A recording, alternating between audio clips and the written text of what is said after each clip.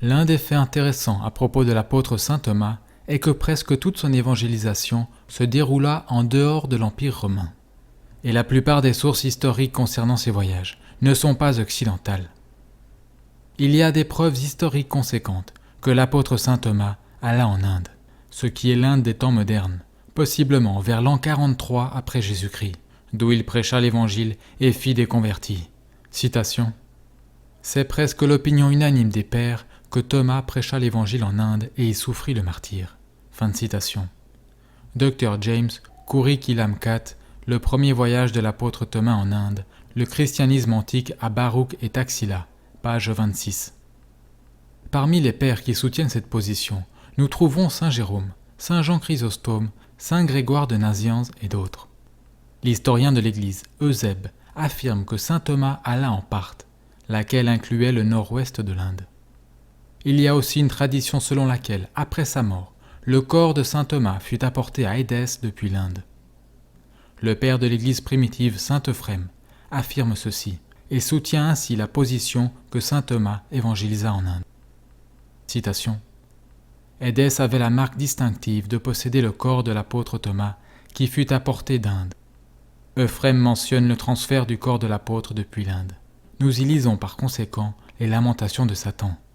L'apôtre que j'ai tué en Inde est au-devant de moi à Édesse. Fin de citation. Le premier voyage de l'apôtre Thomas en Inde, page 12. C'est aussi une forte tradition de l'Église orientale, ainsi que de la tradition malabare, que saint Thomas évangélisa et fit des convertis en Inde. Citation. La tradition est depuis lors restée consistante, et l'histoire ne connaît pas de meilleur document que la tradition consistante. Elle déclare que saint Thomas atterrit à Kranganor en l'an 52 après Jésus-Christ, à la recherche de colonies juives le long de la côte, et qu'il trouva 7 églises parmi eux et parmi les Brahmes. Il arriva à Palayur, un village situé à quelques kilomètres de la mer, y trouva un temple encerclé de citernes et rencontra dans l'une d'entre elles des Brahmes qui se baignaient. Il opéra un miracle, convertit tout le clergé du temple, qui à son tour convertit le temple en une église. Or, ceci est une tradition parfaitement consistante, et il n'est pas suffisant de la lire dans les livres. Il faut se rendre sur les lieux mêmes pour en sentir toute la force. Fin de citation. Gilles, Le christianisme à la maison, page 14. Les Actes de Thomas, une collection d'œuvres apocryphes avec quelques éléments gnostiques, ont pas mal de choses à dire sur les voyages de saint Thomas. Puisque ces œuvres étaient apocryphes, cela signifie que l'Église ne les considère pas comme inspirées, précises doctrinalement ou comme faisant partie du canon biblique. Néanmoins, la désignation d'apocryphe ne signifie pas que ces documents n'ont aucune part de vérité historique en eux. Le livre Les Actes de Thomas mentionne un roi nommé Gandopharès, le roi de l'Inde, qui était supposé être un héros converti par saint Thomas. Ce roi, Gandopharès, ne fut connu qu'en lien avec des histoires de saint Thomas l'apôtre. Mais au XIXe siècle, des pièces de monnaie et d'autres preuves archéologiques furent découvertes, portant le nom du dit roi.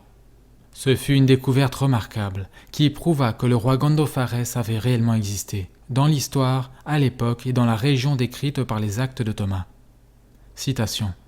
Ainsi, l'argument est jusque-là clair. Le nom d'un roi indien y était mentionné et le narratif de l'histoire de l'apôtre Thomas, dans toutes ses versions, et ce roi n'était connu qu'en lien avec l'apôtre, jusqu'à la découverte en 1844 de pièces de monnaie portant son nom, et les trouvailles subséquentes dans les parties nord-ouest de l'Inde.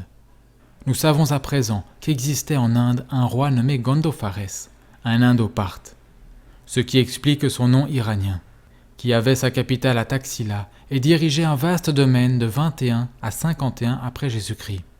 Fin de citation. Le premier voyage de l'apôtre Thomas en Inde, page 74. Des sources indiquent également que saint Thomas s'était rendu à Taxila, la capitale du roi Gandopharès, la cité principale de la région. Citation. Et lorsque nous pensons aux autres apôtres, qui firent de leur première destination de grands centres d'érudition et de culture, il n'est pas étonnant que l'apôtre de l'Inde sélectionnât Taxila, le plus grand centre d'érudition et de civilisation à cette époque, comme sa destination en Inde. Fin de citation. Le premier voyage de l'apôtre Thomas en Inde, page 84.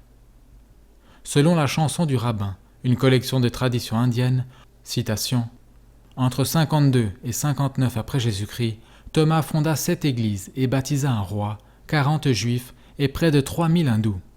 À l'instar de Paul, Thomas eut également un fort succès dans des cités et villes. De 62 à 69 après Jésus-Christ, Thomas et ses disciples ont la réputation d'avoir baptisé plus de 17 000 hindous.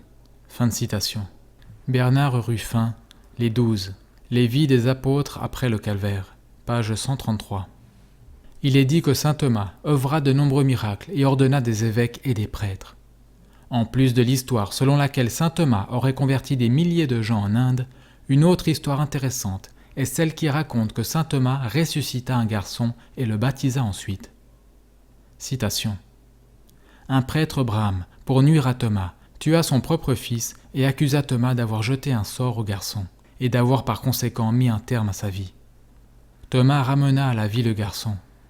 Après que l'enfant eut témoigné que son père et non le saint homme en était l'auteur, l'apôtre demanda au garçon s'il préférait vivre en ce monde ou celui duquel il venait juste d'être appelé.